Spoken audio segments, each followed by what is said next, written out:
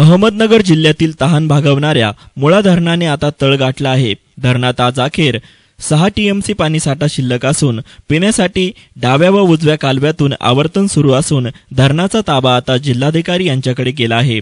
नगर जिल्ह्याची जलदायिनी असणाऱ्या मुळा धरणाने यंदाच्या हंगामात एप्रिल महिन्यातच तळ गाठला आहे। परिणामी आगामी 2-3 महिन्यामध्ये फक्त पिण्यापुरतेच पाणी शिल्लक असल्याने पाण्याचे अत्यंत नियोजनबद्ध वापर होणे गरजेचे बनले आहे।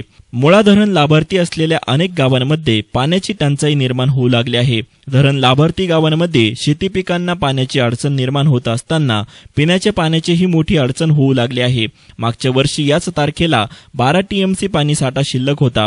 आता यावेळी केवळ 6 टीएमसी साठा शिल्लक असल्याने केवळ 3 महिने पिण्यासाठी पाणी पुरेल एवढा साठा शिल्लक आहे। याविषयी अभियंता अण्णासाहेब आंधळे यांनी अधिक माहिती दिली आहे।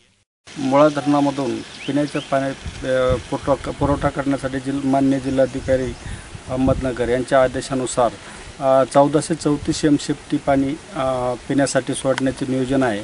त्यासाठी 9 तारखेला सकाळी 6 वाजता दोन्ही कॅनॉल सुरू झालेले आहेत। एक MLBCला 300 क्युसेक्सनी पाणी चालू आहे आणि MRBCला 1652 क्युसेक्सनी पाणी चालू आहे।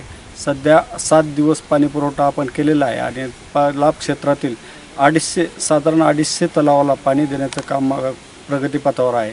सगळ्या तलावात पाणी पोहोचत आहे आणि यानंतर आता 1434 एमसीएफटी पाण्याचा साठा ज्या दिवशी जिल्हाधिकाऱ्याच्या आदेशाप्रमाणे संपेल त्या दिवशी पाणी आपल्या डॅममधून बंद करण्यात येईल। News reporter Govind Phunge, S9 media, Rahuri.